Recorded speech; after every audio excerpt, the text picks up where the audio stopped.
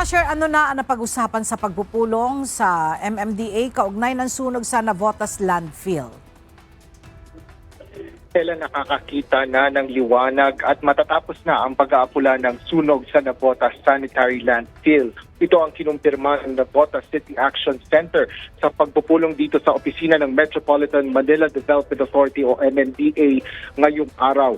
Patuloy na nagpapatupad ng mga hakbang ang mga otoridad para sa mabilis na pagpapaala ng sunog sa landfill sa Navotas City na nagsimula pa noong April 10. Sa pulong ng MMDA kasama ang mga kawani ng National Disaster Risk Reduction and Management Council, Department of Environment and Natural Resources o DNR, Office of Civil Defense at iba pang kaukulang ahensya ng pamahalaan. Nagbigay ng situational briefing ang lokal na pamahalaan ng Navotas sa estado ng landfill. Ayon kay Navotas Mayor John Ray Tiangco, may pagkukulang sa safe closure at rehabilitation plan ng landfill matapos itong abandonahin ng operator nito. Sa kabila nito, malaking bahagi na ng sunog ang naapula na. Ayon na rin yan kay Navotas Disaster Risk Reduction and Management Office Chief Von Villanueva. May 1, nasa 47.98%. May 2, 52.74%.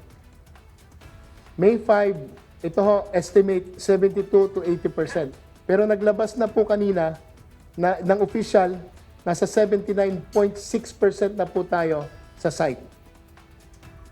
Okay, so may basis na tayo. 79.6 po ang actual accomplishment sa site.